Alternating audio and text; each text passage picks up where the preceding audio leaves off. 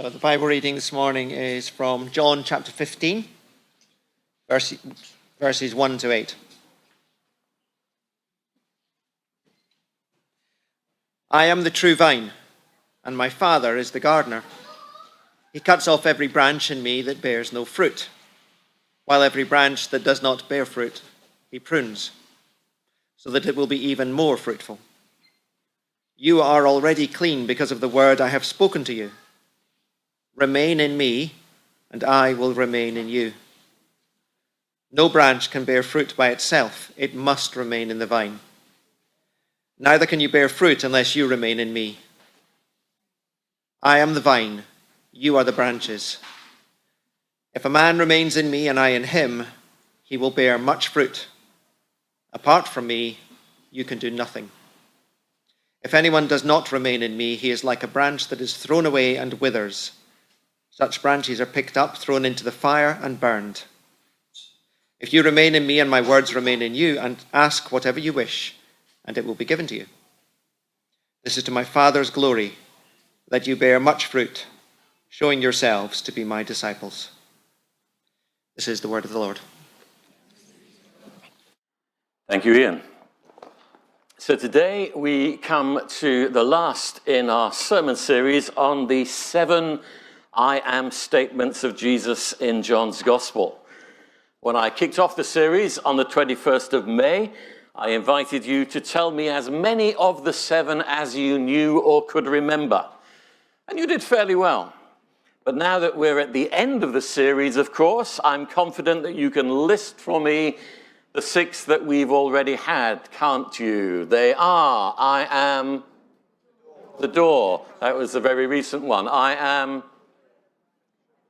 the Good Shepherd. I am the way, the truth, and the life. The resurrection and the life. The light of the world. The I am statements are, I am the bread of life. That's the one that I didn't hear. The light of the world, the door, the Good Shepherd, the resurrection and the life, and the way, the truth, and the life. Today we come to the last of them, where Jesus said, I am the true vine. Let's just put that onto our picture of a vine. Jesus says, I am the true vine. Many years ago, 1978 to be precise, when I became the pastor of Shepherdham Baptist Church, I moved into the house provided for the minister, and I inherited a very overgrown garden. But as I started to clear the garden, I discovered that one of the things that was growing in the garden was actually a quite well-established vine. So I very carefully untangled it from all the other growth that it was entwined with. And then I very carefully trained it along the wall against which it had been planted and against which it was growing, and waited until the following year to see what it would produce.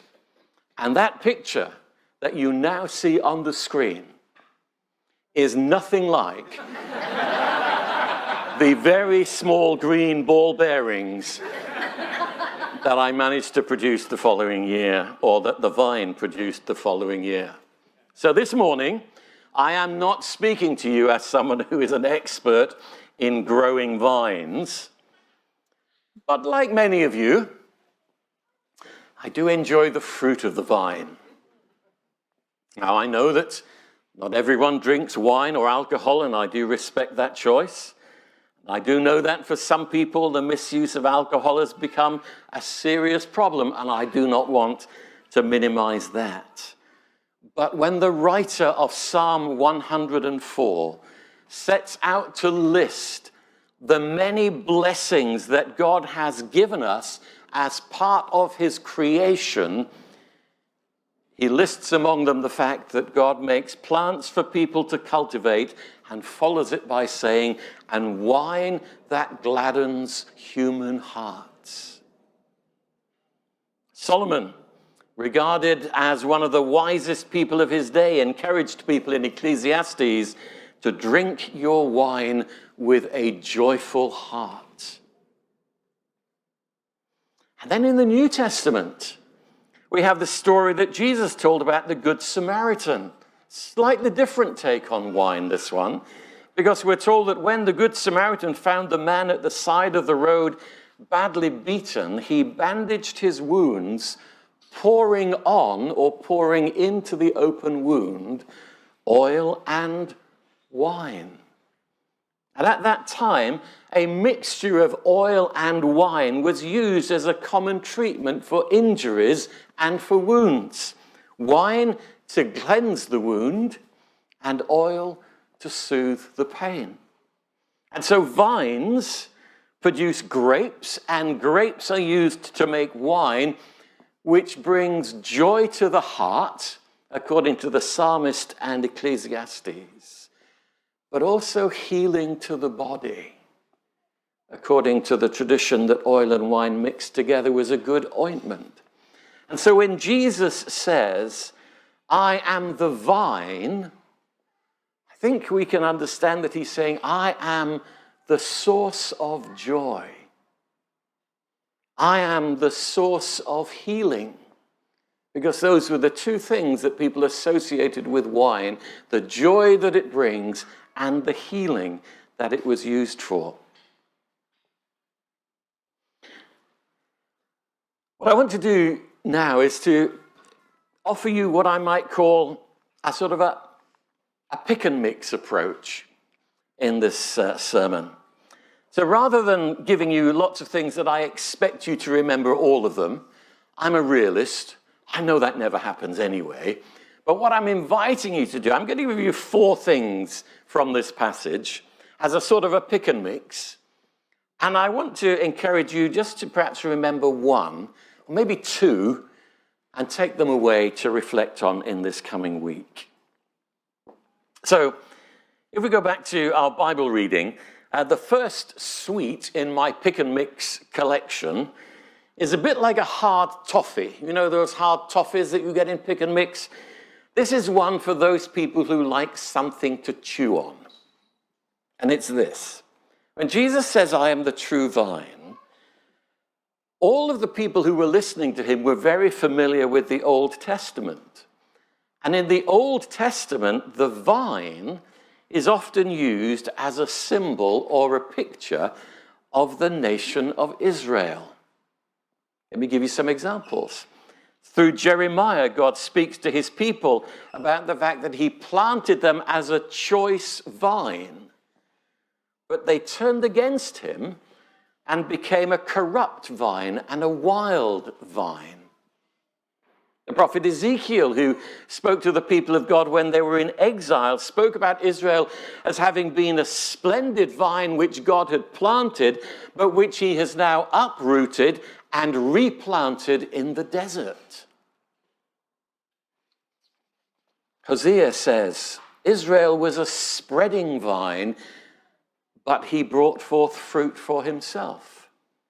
So you get the sense, and there are others that I could quote from the Psalms as well, where throughout the Old Testament, the vine is used as a picture of the nation of Israel. Now, when God chose the nation of Israel, it was so they could be a light to the nations. Israel were the people through whom God intended to fulfill his purpose to bless the world. He chose them, but it was never about them. It was about the world. It was about the nations. The nations were supposed to enjoy the fruit of that vine. But the people of Israel kept getting it wrong. They thought that it was all about them, and they disobeyed God and they rebelled, and so they were sent into exile from their land like the vine being replanted in the desert. And that's all expressed in this image of the vine, which brought forth fruit for itself, that became a corrupt and a wild vine, and so had to be uprooted and replanted.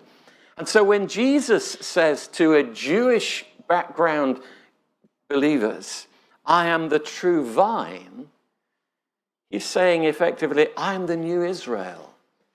I am the one now through whom God is going to bring blessing to the world. I'm the one who is going to bring blessing to the nations. I'm going to do what Israel was always meant to do, but failed to do. I'm going to bring blessing to the nations. And unlike that vine that became corrupt and wild and made it all about themselves, Jesus is saying, I'm not going to be corrupt. I'm not a wild vine. This isn't all about me. This is about blessing for the world. So that link between Jesus and Israel is a hard toffee to chew on. So take that one away maybe and chew on that one if you like hard toffees to chew on. But the next sweet in our pick and mix is one of those sour sweets, you know, the ones that when you put them in your mouth, you pull a face like that. The initial reaction to them is, ooh, that's sour, but we still eat them, don't we? We still enjoy them. The sourer, the better in some cases. Because in this passage as well, Jesus also talks about pruning. Again, I say I'm no expert on growing vines, but I did do a bit of research during the week, and I read this statement in one article that said, no tree requires such savage pruning as the vine does. It's quite a statement, isn't it? And if you look at this picture, which is taken in the winter of a vineyard in Provence, you understand what is meant by savage pruning. Because you look at that and you wonder if after that savage pruning, will anything ever grow there again? The answer is yes, because the website from which I got this picture also said this: the pruning looks severe, but we know that grapes grow on 1-year-old wood. Buds on older branches just yield leaves or shoots. So we get rid of the old branches so we can get fruit on every branch in the next growing season. Didn't quite know that before, but I found that interesting. And if I ever try and grow a vine again, I'll remember that. But whilst that's a useful horticultural tip, Jesus is actually talking about something spiritual when he talks about pruning.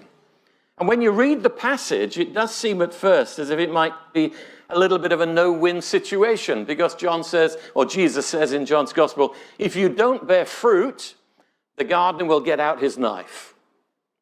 If you do bear fruit, the gardener will get out his knife. Seems like a bit of a no-win, doesn't it, really? The knife is coming, whatever happens. But the second use of the knife has a very positive response, because it says, he prunes so that it will be even more fruitful. What's that all about as a spiritual lesson?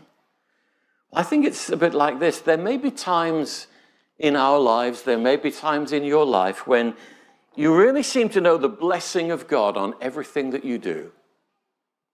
Every person you share the gospel with turns to faith in Jesus and becomes a Christian. Every new Christian you get alongside grows quickly and becomes a mature disciple. Every person you pray for gets healed. And it's a time of great blessing. And then it just all seems to stop. No one even wants to listen to you when you're talking about Jesus, let alone believe in him. No one seems to grow in their faith. No one gets healed. And maybe that is a season of pruning. Maybe there are times when the gardener, the father who is the gardener, has got out his pruning knife and there's been some savage pruning, severe pruning that is taking place, cutting away some of the things that we have seen so that there can be more in the next season.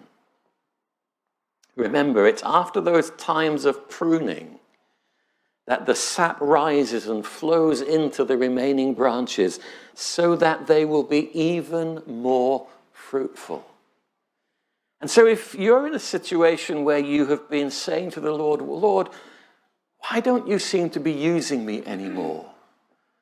Or Lord, once you seemed so close, but now I don't seem to sense your presence in the same way. And you've done all of the necessary self-examination to know that it's not because of anything that you've done wrong. It's nothing because of sin in your life. It may be that God is taking you into a time of pruning. Because he does that. Because he's a good gardener. Because if he doesn't do that, there won't be more growth in the next season. So that's a bit of a sour one, isn't it, when you first take it in? God's going to take the knife to you. But he does it so that we can be even more fruitful, because we are the branches in the vine.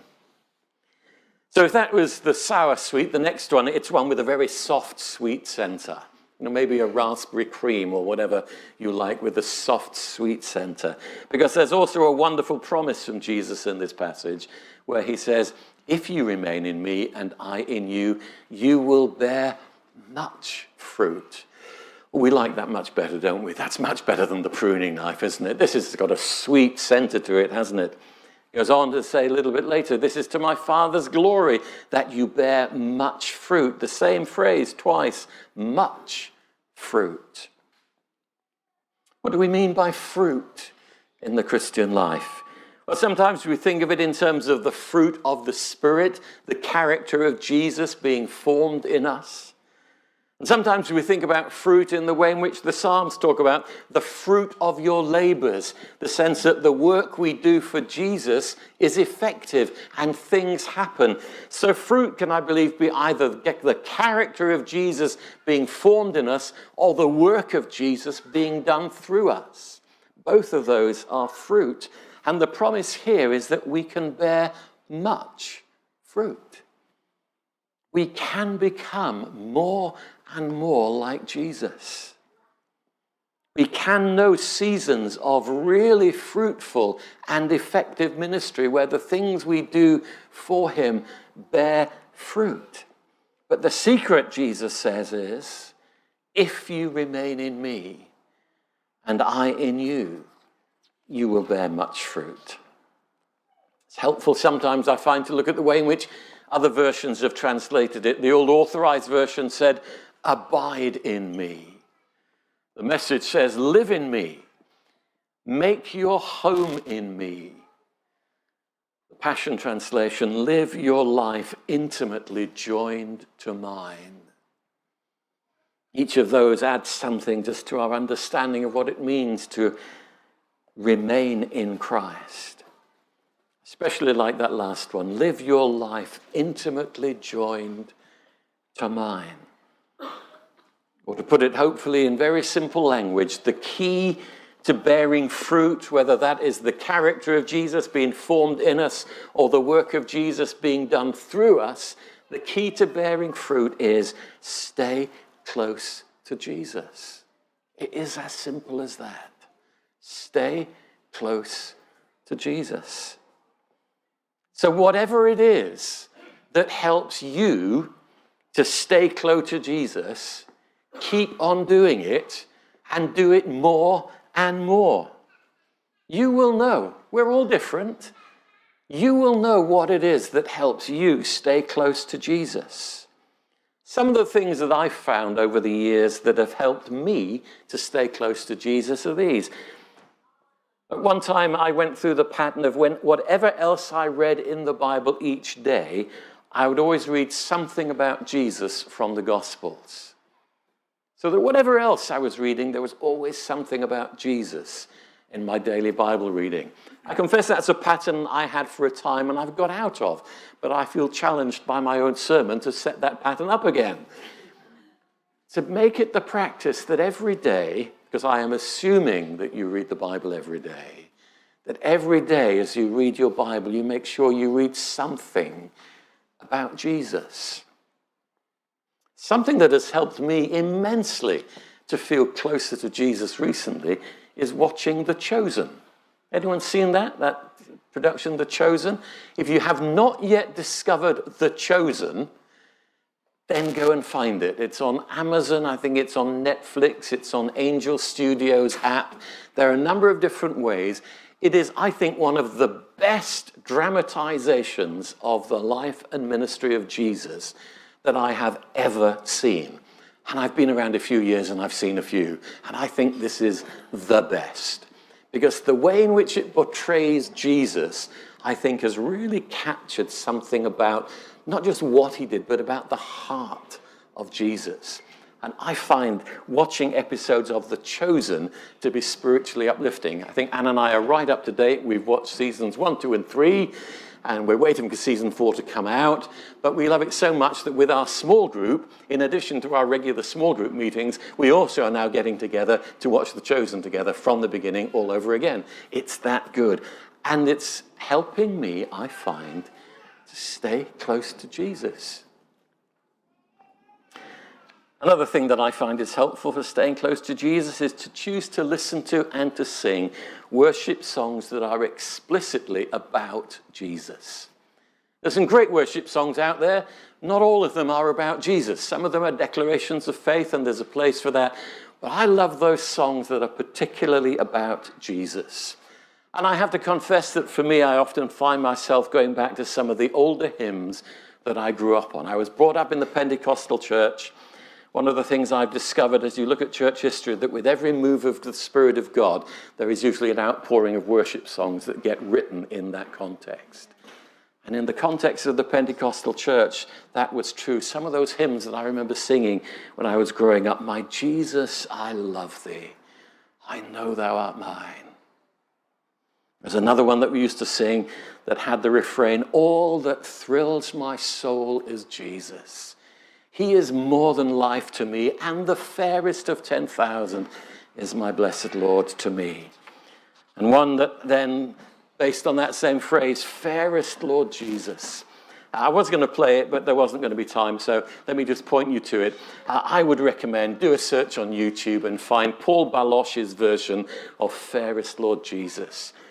I just listen to it at least 5 times.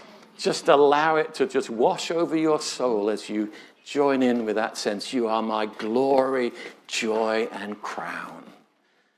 There's something about not just singing about, but singing our songs to Jesus that helps us stay close to him. Whatever it is that helps you, I've told you 3 things that help me. You may have got a completely different range of things that help you. Whatever helps you to stay close to Jesus, just keep doing it. Because Jesus says if we stay close to him, we will bear much fruit. His character will be formed in us. His work will be done through us. One more sweet in our pick and mix collection, and then we're done. And this sweet is whatever your favorite sweet is. You know, the one that you will always choose. The one that you rummage for in the bottom of the box of chocolates as it's offered to you to see whether everyone else has taken your favorite. That one, that's the one, your favorite sweet. For me, it would be the dark chocolate ginger. Just putting that out there, should you ever feel led to spontaneously buy me a gift, a packet of dark chocolate gingers will always be welcome. But for you, it may be something else. So this is the one. This is the one that whatever else you choose to take away from today, I encourage you to take this one, and it's this, that Jesus says, "I am the true vine." How many of you are prepared to admit to being old enough to remember the advertising slogan for Coca-Cola, which was introduced in the 1940s before even I was born, but came much to the fore in the 1970s? What was the slogan for Coca-Cola? It's the real thing. That was the slogan. It's tended to fall out of their advertising more recently, but that was it. Very much in the 70s, that was the slogan. It's the real thing. And that's what Jesus is saying here. He's saying, I'm the real thing. I'm the true vine, the real thing. We've been looking at some of the other I am statements in the Gospel of John, and for every one of those, we could say Jesus is saying, I'm the real thing. I'm the real bread of life. I'm the real light of the world. I'm the real door. I'm the real good shepherd. I'm the real resurrection and the life. I'm really the way, the truth, and the life. And I am the true, the real vine. Jesus makes it explicit. He's the real thing. In other places in John's gospel, Jesus says things like, I've come that they may have life and have it to the full. He says, peace I leave with you, my peace I give to you. John's gospel also says that my joy may be in you and that your joy may be complete. Remember where we started about wine that gladdens the human heart and brings joy. Jesus offers life and peace and joy. And he says, I'm the real thing. There's so many people, so many philosophers, even so many religions in the world that will offer you the secret to living a full life or being at peace or being joyful. Many of them offer so much and deliver so little. But Jesus is the real thing. If you want true life, Jesus is the real thing. If you want lasting peace, Jesus is the real thing. If you want genuine joy, Jesus is the real thing. Whatever Jesus offers, it's the real thing, because Jesus himself is the real thing, because he says, I am the true vine.